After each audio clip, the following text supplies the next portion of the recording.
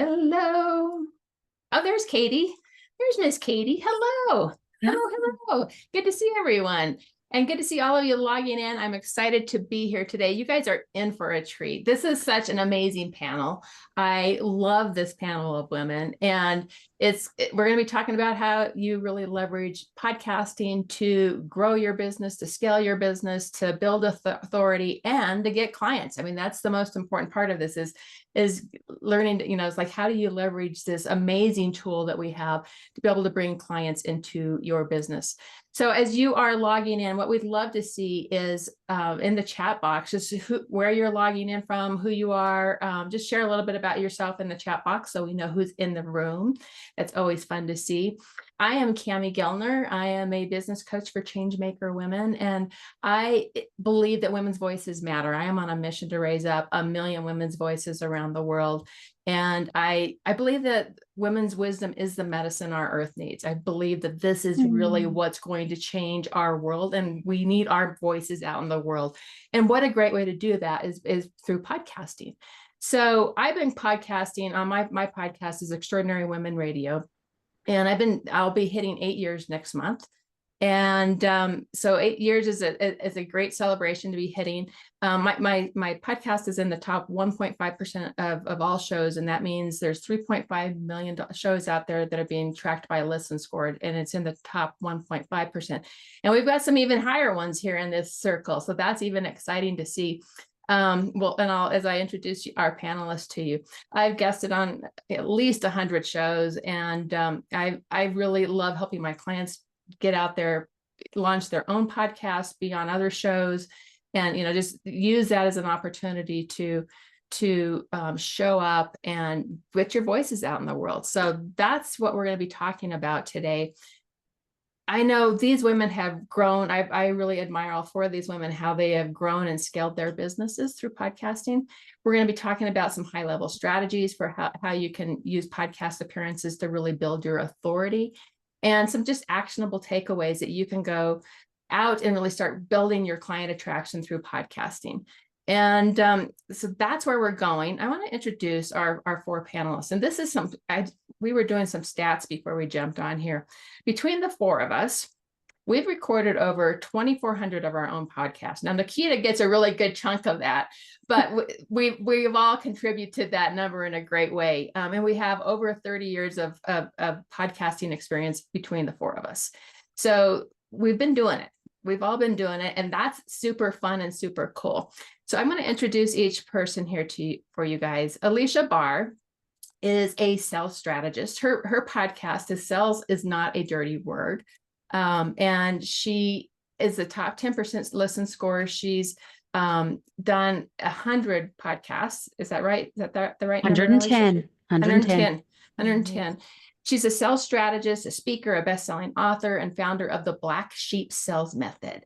And I adore Alicia. And when she's talking about the Black Sheep Sales Method, because if it's a fit, it's a fact, and there's no selling involved. I love that statement so much. She has 15 years of experience customizing sales strategies to your personality, audience, and service, because sales is not a one size fits all. Her methods empower business owners to effortlessly convert up to 80% of their leads without pressure pitching or pretending to be someone else. In her 15 plus years in sales, she's sold $50 million in services herself and has helped others sell $17.5 million over the last 4 years alone. Wow. And her proven personalized approach. So welcome, Alicia. I'm thrilled you are here.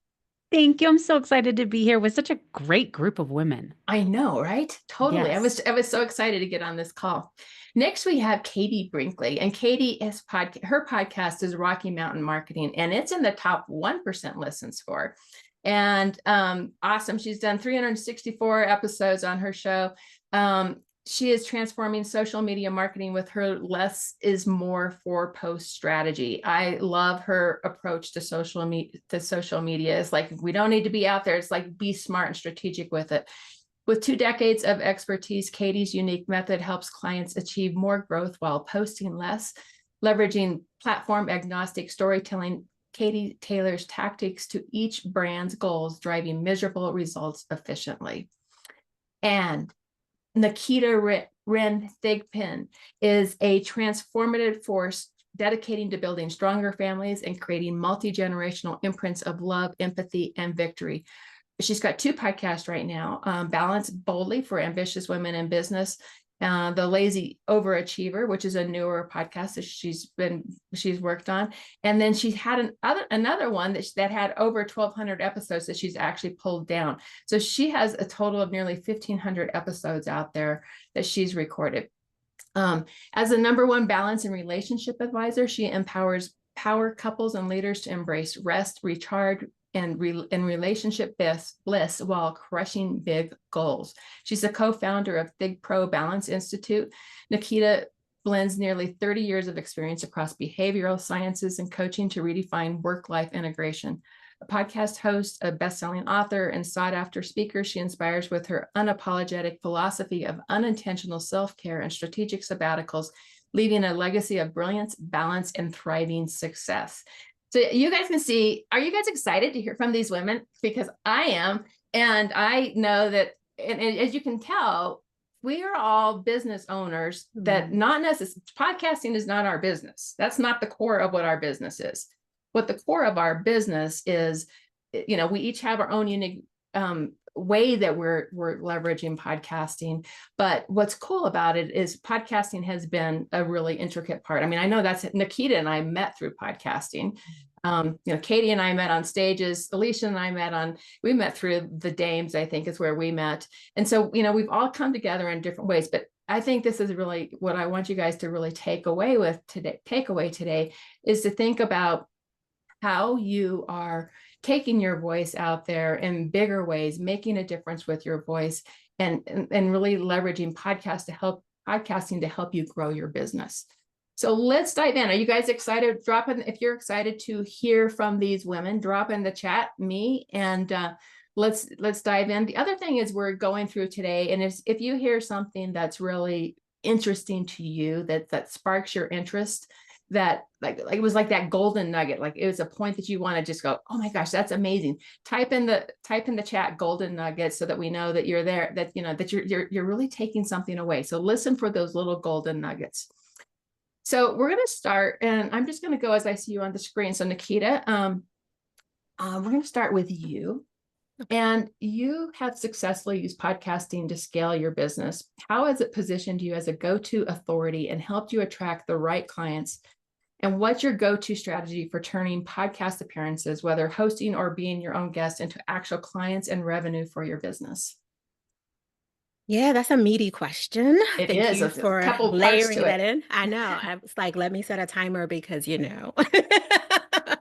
I feel like ultimately, if there was anything I could say about it, it's been a relationship accelerator. Honestly, podcasting since 2012, I have never met someone new through like being a podcast listener that said, hey, I heard you on your podcast. I found you that way. Or I even found you as a guest. And that made me say yes. It's usually someone who's already been referred, connected, or maybe in a rabbit hole of other podcasts that come across and they've been binging for a while, which is why I don't do what I did and take things down, leave them up, because sometimes those old podcasts are feeding and seeding into someone's life in a way that you just couldn't have imagined. We just didn't know when we first made that transition from one show to a different one. But usually what happens is someone is convinced that they need to learn more. They're following their curiosity and they dive in deeper. And that's where they get their convinced, confirmed yes, because I conveyed it by just showing up as myself. For every single episode, as you know, for being on Extraordinary Radio with you, I think twice at this point. I think you have been on twice, yeah. Yeah, if not more than that. And I know you've been on our show as well. It's really me being who I am, sitting in my seat of power, not feeling like I need to be overly formal or overly relatable, but just literally being me and letting the gems, the nuggets, the diamonds, whatever you want to call them, drop. And then those who are attracted to it align. And that's where the conversation starts. But they've already felt like I'm their friend sitting in their kitchen table. They already feel connected to me. And often the challenge is they're overly familiar sometimes when we come to a formal what I call discovery calls, joy activation call. They're like, girl, I know you my whole life. And I'm like, well, I just met you. So, you know, let's pull in some different energy. And mainly it's because I want them to understand, like, yes, I'm relatable, I'm down to earth, but I am a very experienced, highly educated woman. And I want to make sure that I can give them everything that they need and not just what they want in that connection in the moment. So I've been able to leverage it in so many different ways, but never as a first. It's always been I was the second boyfriend after they got it together. You know what I'm saying? Or the second marriage after they found out who they were in their Yeah. body. Yeah. Oh, that's awesome. Thank you, Nikita. I really You're welcome. appreciate that. Alicia, how about you? Yeah, so many things. I recently implemented a strategy that was more so me having my own solo episodes that are short Hmm. instead of having like interviews about sales, because a lot of people will interview about the thing that they do, but what I found is that when you do that, sometimes I don't know. I have a very different view on sales, so I just don't want to have that conversation with most people. Like it's like, I mean, disagreement is great, but I think it's better to have just a different format where you can really stand in your expertise and people can binge those. Or I love interviewing people who have a different expertise so that they can add to, I'm talking to the small business owner who honestly has so many elements that they need to dial in order to be successful. And I love bringing on those complementary skill sets. And there's just so many different ways to look at podcasting too. I've heard of like the zero listen strategy. Some people don't even care if somebody listens because it's about who you're interviewing or using it as a way to warm up people who are interested in your services. You can point them to specific episodes and that kind of a thing. So, and then also like being a guest on someone else's podcast. When Nikita was saying that it's a relationship accelerator, it is for somebody listening because there's nothing more intimate than someone's voice in your head. But also it's a relationship accelerator for the person that you're interviewing or being interviewed by, because all of a sudden you can really get to know each other and not have this call that feels like, what are we doing here? We're just like gonna, shoot the shit and like, okay, I mean, that's fun, but there's all of a sudden this purpose that you can repurpose. You can take that content and put it into so many different little clips, which I'm sure Katie is going to talk about because she's amazing at that. I didn't set my timer. I'm sorry. Am I at 4 minutes? I don't know. I didn't set a timer. Jessica can tell you. So I'm sorry. Hopefully that answered like yeah. the whole thing though. Yeah. Yeah. Okay, cool. Awesome. Awesome. Awesome. Katie, how about you?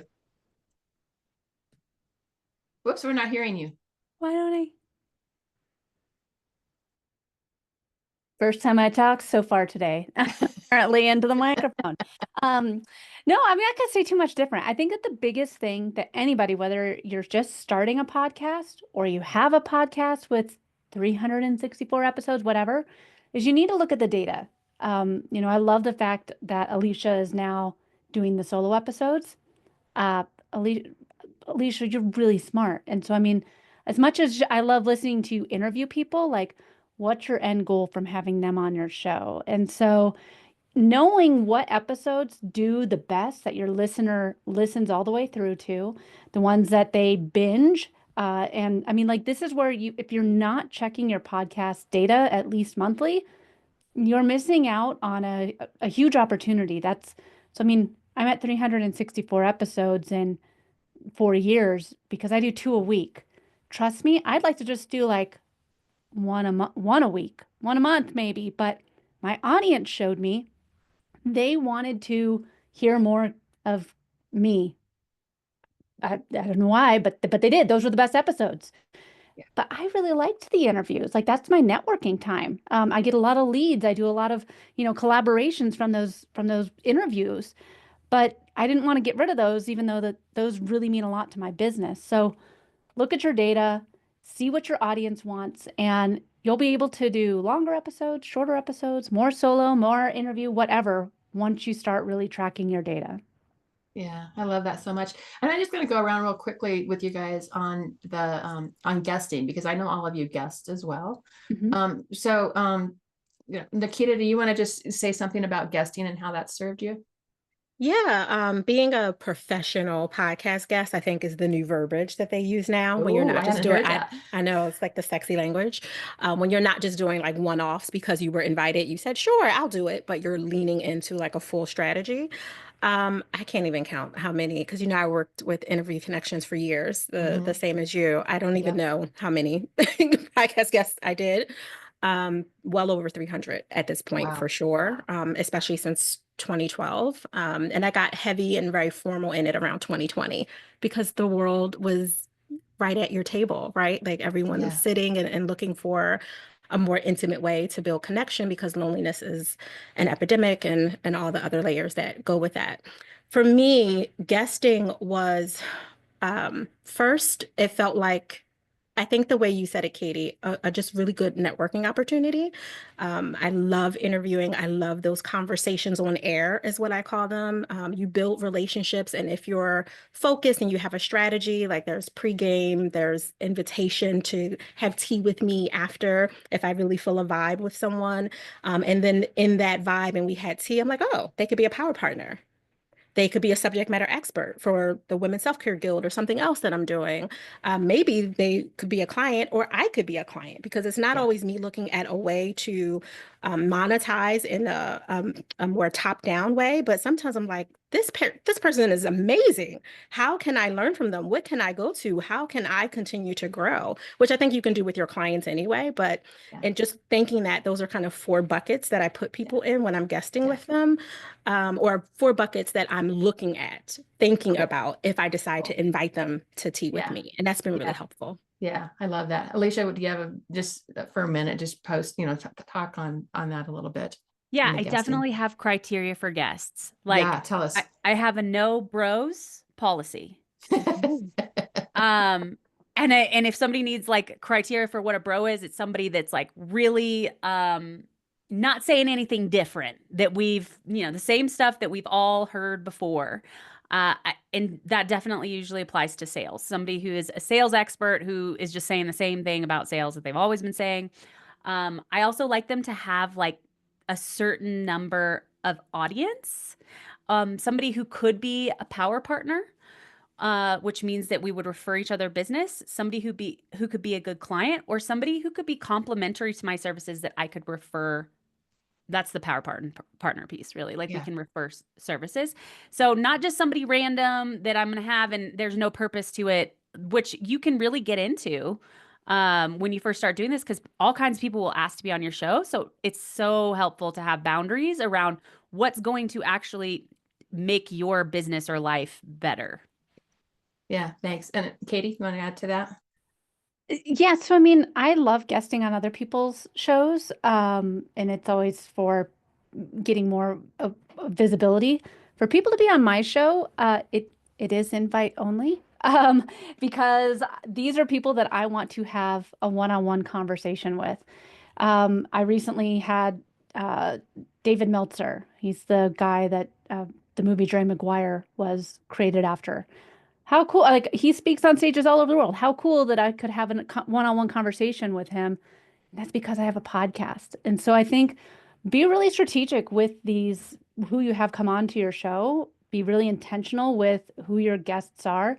Know the why behind it. Do you want to talk to them? Do you think this would be a good opportunity for collaboration? Is this a networking? Do you have a shared audience?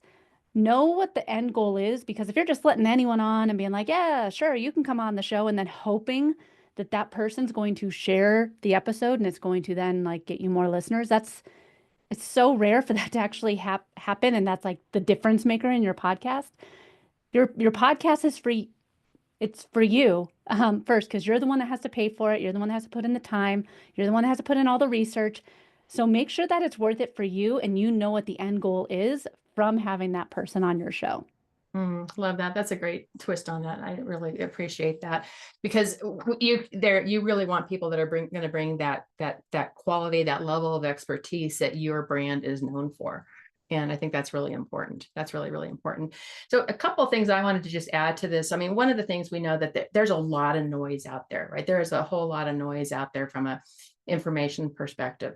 And, you know, and then the ways that we can really stand out as women entrepreneurs is to give our voice, have this really become that personal brand authority.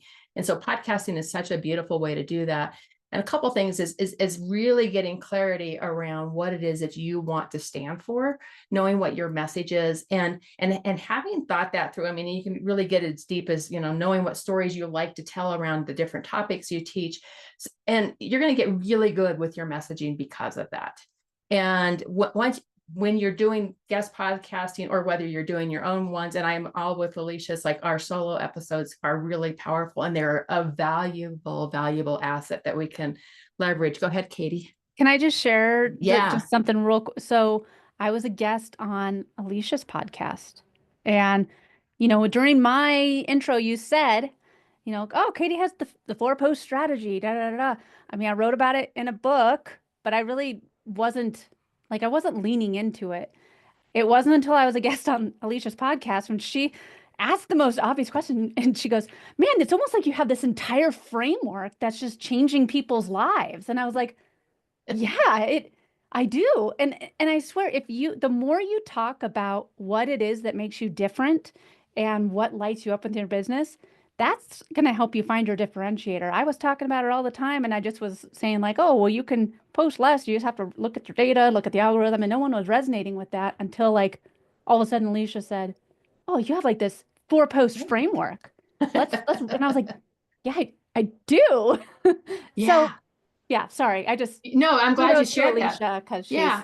And it isn't, right? It's because you do get more clarity around what you stand for and what your message is. The more you're having the conversation around it, it's a powerful way. The other thing, and you guys have hit on this a couple times, is how bingeable podcast content is. And if you look at Google stats around the rise of the empowered buyer, buyers, before they're making decisions, they are consuming up to 7 hours of your content. They are hitting 11 touch points. They are across 4 different channels. So if you can give your listeners a really bingeable place to go listen to a whole bunch of what you teach, it's a really beautiful place. We just launched my new website this last week.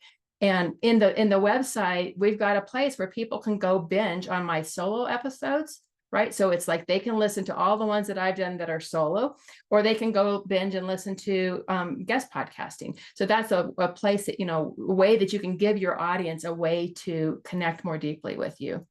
And Nikita hit on this, it's like when people come up to you and say, oh my gosh, I've been listening to your podcast forever. I feel like I know you. It does shorten the sales cycle. Once you get to that point, once they have gotten to the point where they've actually done all that research, that sales cycle becomes much shorter because they know what your work is and they've done their own inner work on that. And the other piece that I want to bring up about podcasting is if you are combining both the guesting and your own podcast. And I love that model, because if you think of what I call a no love and trust marketing ecosystem, some people would call it a marketing funnel, but I look at it as an ecosystem because it comes from both sides. But the guest podcasting at the top is a way to reach other people's audiences. So you're putting your voice out there for other people's audiences. And then they want to know more about who you are. They're going to go to your podcast. They're going to listen more. So it becomes a way to get people into your communities. And from the bottom side of your marketing funnel, where people who already know, love, and trust you, people in your communities, they start going back and listening to your episodes. And that just becomes, and this is why I call it an ecosystem versus a marketing funnel, because it goes from both sides. So those are the couple things there that I wanted to share around podcasting and why I love it so much. I want to share a couple. Can I just ask a quick question? Yeah, totally. The audience, Cammie, Yeah. who here that's in the audience either has a podcast already or is thinking about launching Thank you, Katie. one? That's awesome. Yeah, if you just tell us in the chat if you already have one or not, just so that I know like different things to answer from Alicia in regards or from Nikita. So yeah. I'm starting my podcast in 2 weeks. Cool. I like it. Love it. Love it, love it, love it. A couple of things just on stats around podcast and why I think podcasting is a great space is Over 60% of internet users worldwide now listen to podcasts at least once a month, which is my stat is cutting off here, which is up from 45% in 2020. So that's that growing space, right? Over 100 million Americans, 34% of those are listening to one podcast weekly, marking a 110% increase over year increase. This is the other one. As of 2025, podcast listeners are not only more diverse, they're also deeply engaged, spending an average of over 30 minutes per episode, which is far higher than most traditional digital formats, right? And that's another great question to you guys. How many hours or how much time do you spend a week listening to podcasts? Just drop that into the chat box as well. I know I spend a lot of time listening to podcasts. So that's definitely something. I wanted to also add something. Yeah, totally. That actually statistics show that people trust podcasts more than the news at this point. And so you can have a lot of influence and impact by having a podcast. And it's one of the only medias that you actually own. Nobody can take it from you. You can't lose your account. And that really means something for, I mean, a large variety of reasons. But, you know, if you're thinking about just money, sponsorships, like I'm the only one who has this, that I can sell this exposure. Yeah, totally. So such a good point. And look at these. I mean, you guys are listening to a lot of podcasts out there. So that's awesome. I love it. Podcasting, you're showing up weekly for your audiences over time. And that's, I think, the other benefit is like just that showing up, you know, week after week after week, or as in Katie's case, twice a week, right? Yeah. And conversations create, right? And this is where we get to the point is if you're having conversations with your guests, if you're having conversations with people you're guesting with, these are going to really create for you.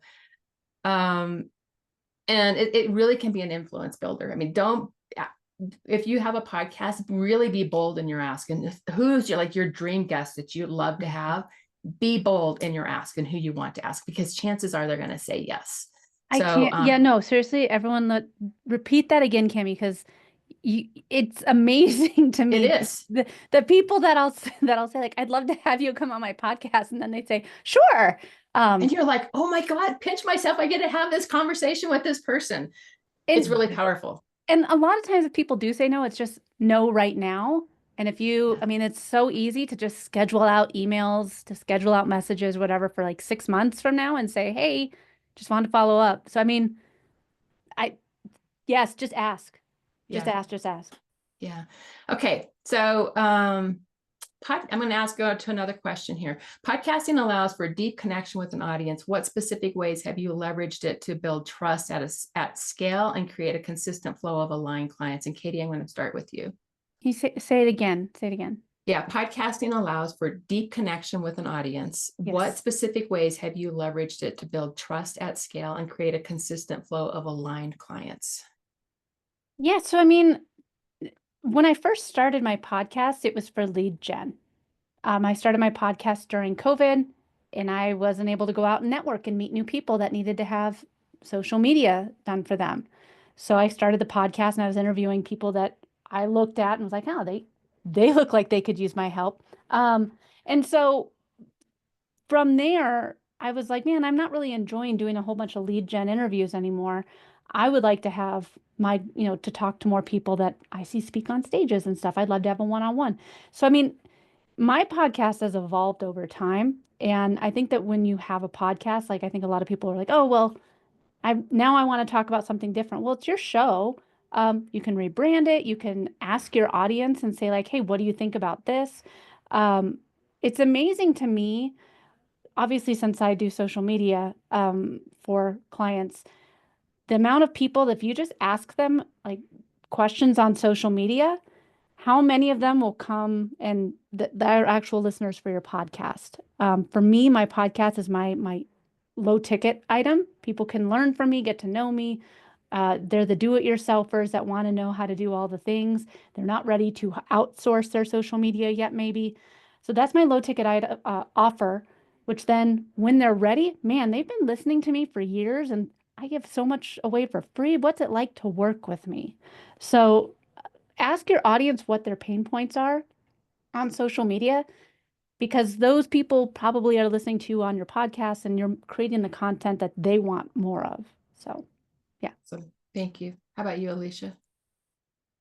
Yeah. So, I mean, you want to create, again, like your data, knowing your audience. You want to create episodes that address challenges that they're having. And then when you are in conversation with someone, you can say, hey, I have an episode on that. Like, would it be helpful to send that over? It's a really great way to specifically create content and then offer value in a conversation with someone instead of it always being an ask. The thing that's so great about podcasting is it's like a give first strategy. I'm either giving you this so that it's addressing a specific challenge that you're having. Like for me, marketing agency owners, their proposal processes. Like I have an episode specifically about that because there's so many things they're usually missing. And then also, oh my God, I just lost my train of thought. I'm sorry. I was also going to say, I think it's really important to talk to your audience as if they're right with you. So I notice some podcast hosts don't really do that, but I like to say things like, hey, you guys, if you're listening, like this point could really make a difference. And I hope this is landing for some of you. And you can see how if you incorporated this, what that would do. And I think that really helps people take something away from it instead of you pretending like you're just talking to your computer and nobody's listening to you. Oh, that's a great tip. I could probably apply that one. Awesome. Awesome. How about you, Nikita? Yeah, I was thinking, reflecting on what you said, Katie, how your show started as one way and then started in another. And as someone who's had different channels of shows and two currently, when I started Balance Beam, which was our original podcast, I just wanted other experts to feel seen. That's all I wanted. I wanted a place where we could have direct, real conversations that you weren't really able to have because you always had to be so formal and say, these are my 5 tips, these are my strategies, my 4 whatever. And I was like, no, people actually want to know, like, and trust you, right? And they really want to hear a little bit more, not only of what you're building, but who you're building it with, how you're building it, how are you sustaining it behind the scenes. And as a balance and relationship advisor who's helping founders, couples, and company leaders, everything for me is the same for all of them. I'm talking about amplifying intimacy and creating these cultures of self-care. Minus companies, we don't talk about the sex part. But other than that, we talk about everything the same way. So I had to figure out a way, which was part of changing how I built trust with people, which was changing a show. One, people thought Balance Beam was a gymnastic show because Balance Beam, right? And I was like, so let's get bold, balance boldly, right? Like that was kind of the flip on that. And I realized that I wanted one show to talk deeper to that part of people who were having relationship issues, not just romantically, but in your business partnerships, in your friendships, in your siblingships. You know, I'm a person of a certain age who's caring for my elders right now, right? And I also have children and I also have grandchildren. So there's all kinds of layers to the relationship gymnastics, pun intended there, that I have to navigate. And that can be really stressful, whether you're in business or not. And I needed that to be separate as a place to create those connections than the lazy overachiever, which is the way I process information. It's also a process of intentional rest. And I wanted that to kind of be separate. So the trust building for me personally was, to Katie's point, what do I want out of the show? And I'm an intentionally selfish person. And I wanted to make sure that it was something I wanted to listen to because I'm a podcast head. I love listening to other podcasts. What did I want to show up and listen? I wanted energy. I wanted a little humor, but I wanted serious strategy too. So that's what I gave and that's what they get. I think it's really important that we find what lights us up because you're doing it week on week. And if it's not lighting you up, it's going to come through and how it lands for people. So definitely find what's important to you right now. And I've definitely have rebranded and what my focus is over the years. And that's just a natural evolution of it. Okay, we've got some questions that came in before earlier this week. And so Cheryl asked the question, what's the most effective way to find good fit podcasts, perhaps beyond the related groups that I've joined? So just any insights there for anyone that would like to answer that? Say that one more time, Cami. Yeah, I'm a little confused. how are you finding good fit podcasts if you're going to go guest on somebody's shows? Oh. I mean, well, one, if you're listening, if people here said they were listening between 2 and 3 hours a week to podcasts. I mean, which ones do you like listening to? Also, you can go into the search area of your wherever you listen to podcasts, and type in what your expertise is and see, okay, well, nobody's ever been on these shows talking about what I talk about. I would like to reach out to them. And then I'm sure Alicia and Cami, you guys both know Podmatch. Yep. Podmatch is great. It's like Podmatch is awesome. match.com. Yep. Yeah. It's a really good one. I think that shared audience is so important to me. Totally. Like, I want us to be speaking, I want to be talking to somebody's, like, I hope your audience are people that I would like to talk to. It's not just a big audience, but the right audience. I like that a lot. Because and that's where the personal connections. I mean, I look around here, we've all shared, on each other's shows, and that is because we are aligned. And I think that's really a really great advice. Nikita, how about you? Yeah, so when I'm looking for guesting opportunities, I'm always looking at the audience first. And I don't really even care what the topic of the show is. It's who are they talking to? And sometimes it's writing their description. So if they're talking to founders, okay, let me pay attention a little bit more to they're talking to the founders about. If it's a relationship show, which obviously there's a lot of layers of dynamic, I'm listening for what are you teaching your people? Because if you're teaching them something that's not in alignment with my convictions, then it's probably not a show that I want to be on, because I don't want to have to convince the host that my thought patterns or processes is better, because their audience is probably trained to want that type of advice. So for an example, my expertise as a clinician for 25 plus years is in monogamous relationships. I don't have any issues with ethical non-monogamy, but that's not my expertise. And I'm definitely not going to necessarily go on a show to try to push monogamous relationships, right? So I'm really mindful of my core values and my conviction altogether. So those are the kind of things that I'll just drill down in my research for and go from there. I like that. So Dr. Charlie Brown just submitted a question that says, Hey, Charlie. What has been the most surprising thing you have learned or acquired while podcasting, and your deepest insight? Wow, those are good questions. Go ahead. When I first started my podcast, I was doing these like sales coaching sessions. I was like, oh, I'm going to take, people will be able to hear, like, basically be a fly on the wall in what I do with people. And it was very unprofessional and like by the seat of my pants. And I'm like so embarrassed about it and really want to remove them. And every time I ask someone, they're like, don't, including Katie, don't remove them. Don't remove them. People want to see this evolution as you go through finding your feet and seeing you at the beginning. And I've even had people be like, I wanted to talk to you because of those initial episodes. And I'm like, okay, well, I mean, can't believe you scrolled all the way back to episode 1.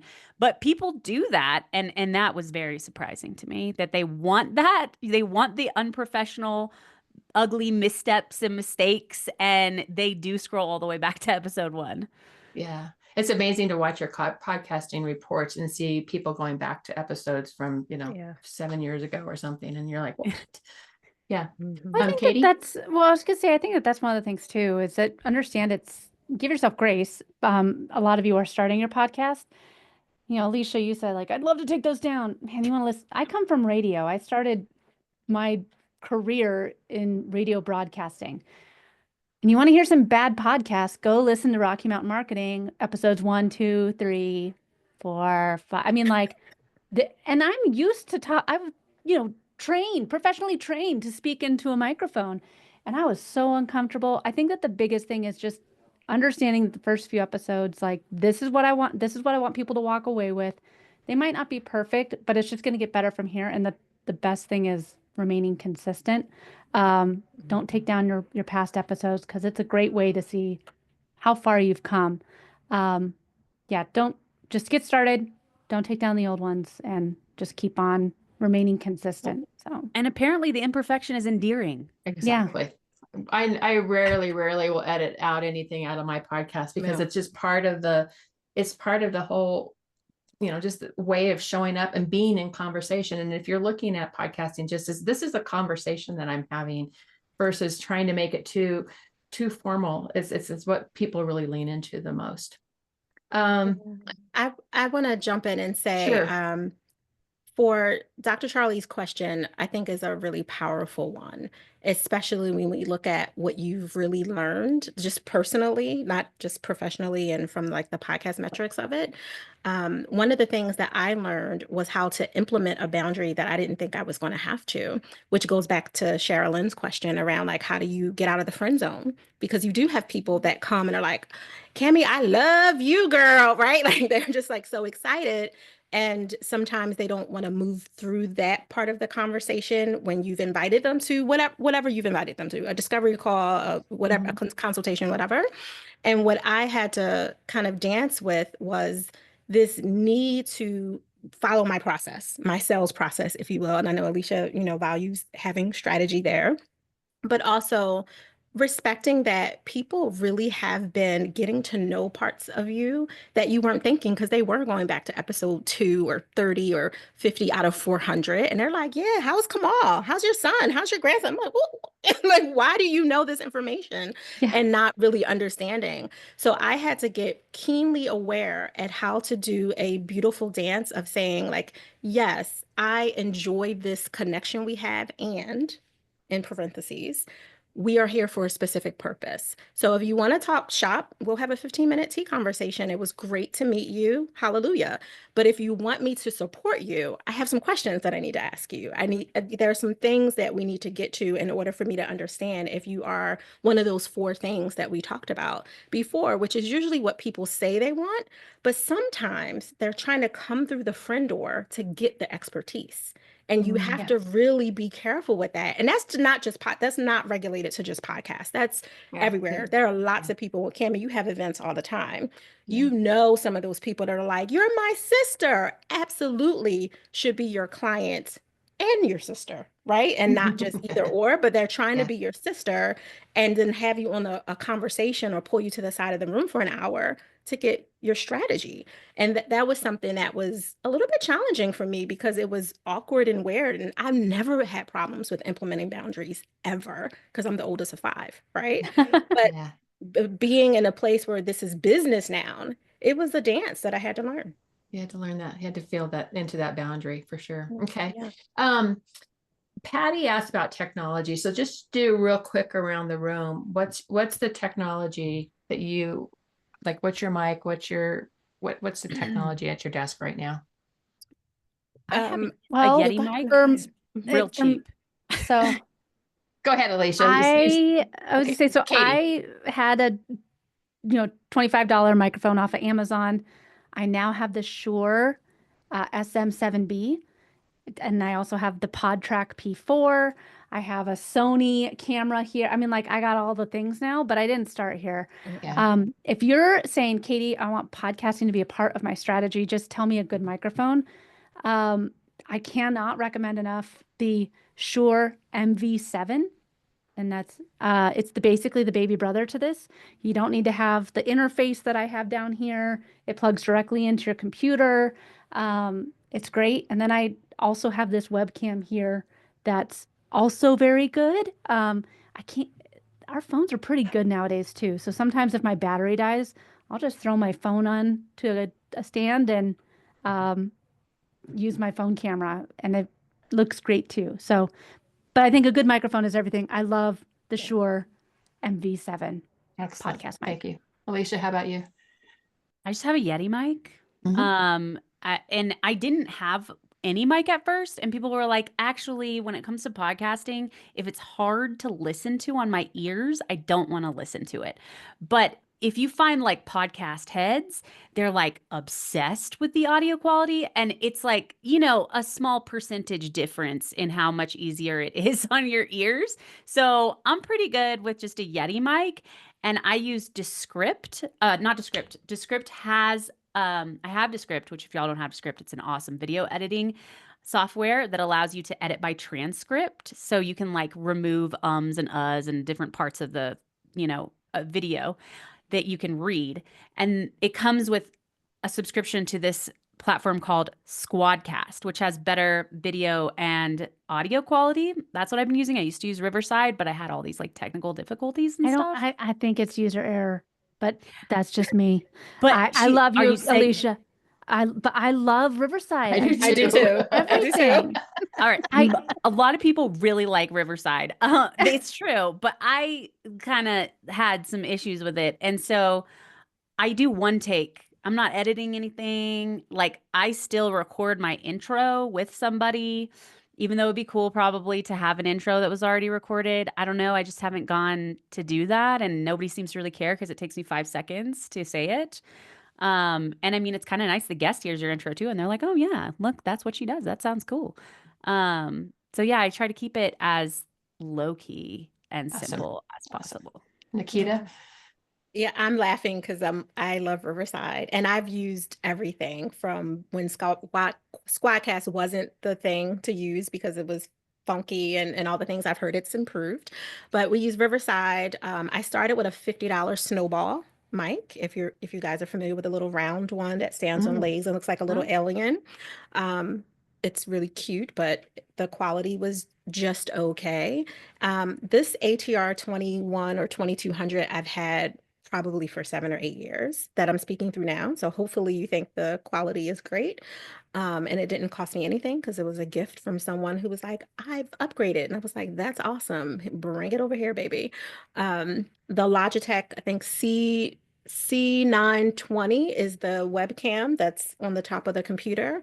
I keep a basic ring light above me because I'm a woman with very little melanin and I like to look like I have a little bit of color when I'm on screen.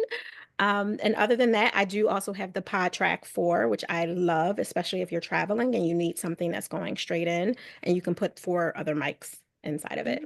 But I keep it simple. I do not know anything about the editing process because my 30 years of marriage has allowed me to sleep with the editor.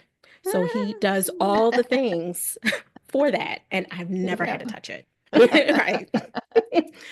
Love it. Well, Love it. AI Love it. has changed the game too. Totally. I mean, It's so much faster. It's so and much faster. I know Alicia poo-pooed on Riverside, but I mean, Riverside even has an AI feature where it will automatically edit your ahs and ums or any awkward, like, so if I had to get up and go shut my door or something, it'll edit that out for you. I mean, Riverside's really upped their game. In the past, I want to say in the past year, they've really upped their game, but yeah. And one other question, I'll just answer this really quickly. I mean, I'll show my mic is my very fancy, I don't know if you can see it. Ooh, colors. It's colors, right? So it's got lights and colors. It is a HyperX one and it works great. It's on an arm. I've got a Logitech camera. So it's pretty simple and I use Riverside as well. One other question, and I'll just answer it real quickly, is how do you really promote or your guest appearances or or your other shows? And this is such a repeatable or such a repurposable content that we are developing. So you can get hundreds of repurposed social, and I'm sure Katie could go into this in depth. Like how do you really repurpose this for your social media and for other things? But that's another really good benefit of this. I want to, because we're going to run out of time. We've got 10 minutes left here. Katie, I mean, before I do that, just because this is your area of expertise, how do you really best repurpose content like this and really promote podcasts? I know. And I gotta be quick with this. So I have this thing called the 4-post strategy. And it's reverse engineering using your podcast as the content generator. So what do you want? You want more sales calls? Do you want more people to listen to your show? Just keep in mind that nobody's going to social media to listen to a podcast ever. They're not going to do that. They're going to go onto a podcast player and search for whatever it is that they have a problem with. But what if on social media, you were answering their problem throughout the week and then you're like, by the way, I have this thing that can help you. So for example, Alicia, you want more sales calls? How can I use this podcast where you explain how salesy Steve is a douchebag, but make people problem aware of the bro marketing? Well, I'm going to start by, doing awareness posts, making people problem aware on the platform that you most often post on. Number two, I'm going to elaborate and explain how I can help them solve their problem, thought leadership. And this is where you get all the information from your actual podcast episode to fill out the long form elaboration article. Third post is the community. How have you overcome this? Or if you have a guest interview, how did your guest overcome this or help solve this problem? And then the fourth post is, we talked about Salesy Steve. If you're tired of the bro marketing and sales approaches, then you should talk to me, because I have an entirely different way of doing sales where it's a fit, it's a fact, and there's no selling involved. Interested in hearing more, comment me below, and you built out all this content from one podcast episode that you could then, again, I use for sales calls at the end, but I mean, you could say like, I have an entire podcast episode about Salesy Steve that you can listen to or whatever. So reverse engineering from what the end goal is what you want people to take on social media, and then using the podcast to drive and create the content. Yeah. Yeah. Thank you for that, Katie. Go ahead, Alicia. Yeah.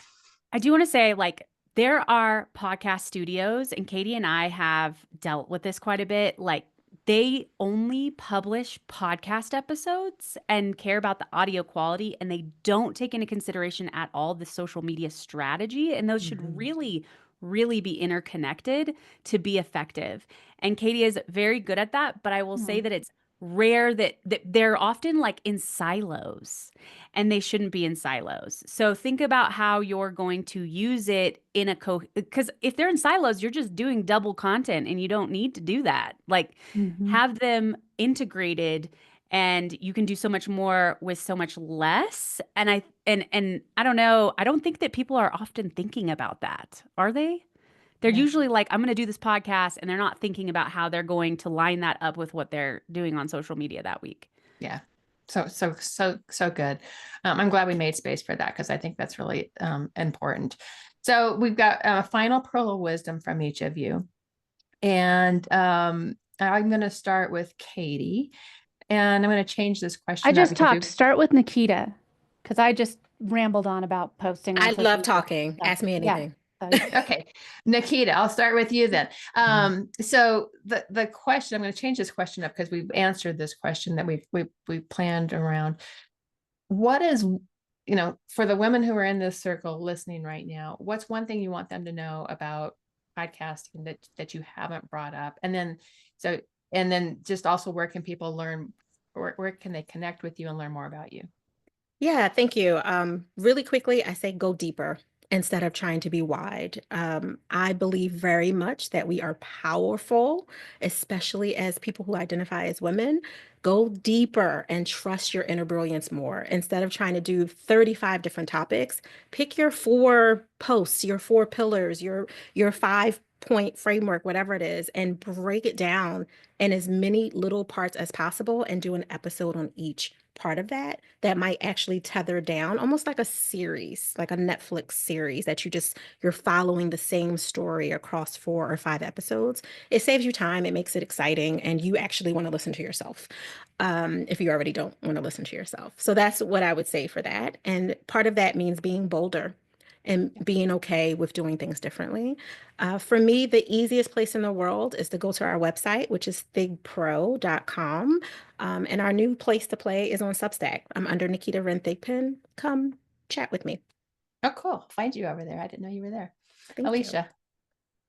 So I think the biggest thing I want to pass on everyone, because this just stops people before they start and chokes them out in the middle.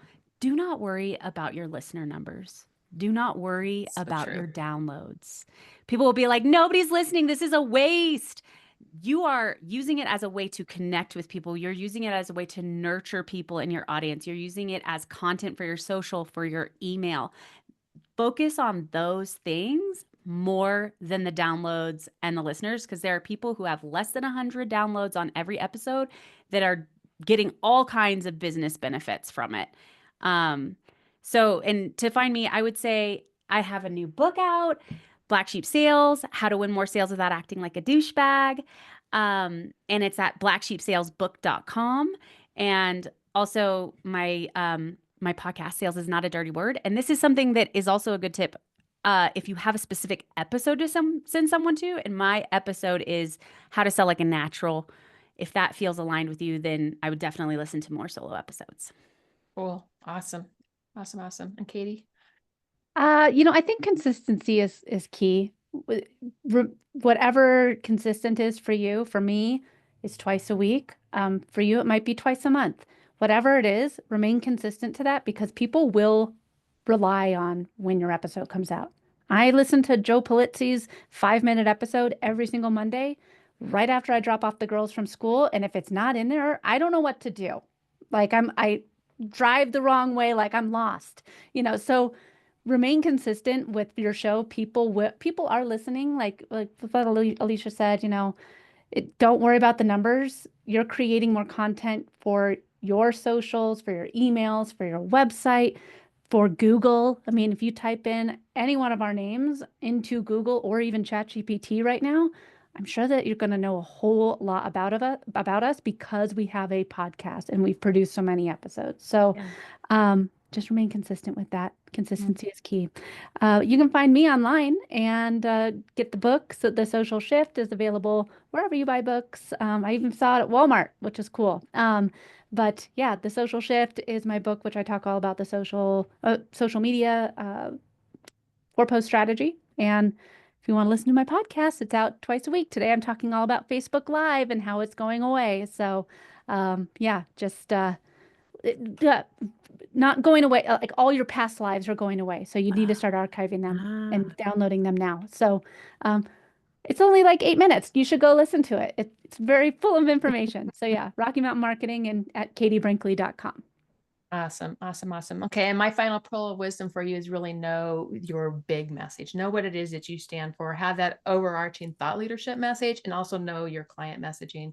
And as you build that out, then you can, if you're guest podcasting, you can turn that into a podcast one sheet so that you've actually done the steps that you want, your host to ask you the right questions so that you're really delivering the kind of information that is really relevant for your brand, for your clients.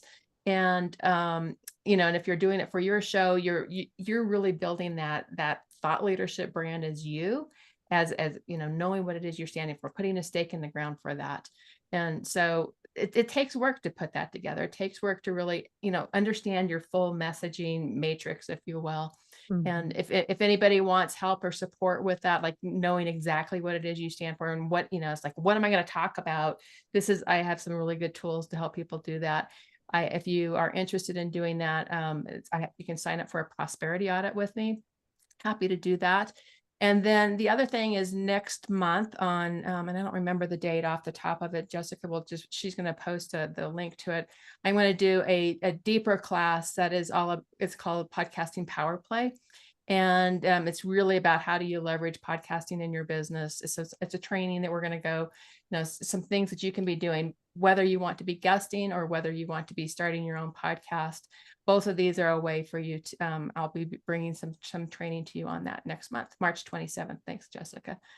So that's all we've got today. And look at us being at 12:59 right on the dot here. I am so grateful for the three of you joining me today. Loved to all three of you. You guys are just amazing. And what a great conversation we've had today. It just makes me so happy. I love these kind of things. So thanks so much for bringing all your wisdom and thanks for joining us. And thanks for everybody who was in the room joining us today. Talk to you all later. Thank you. Bye. Thank you. Bye.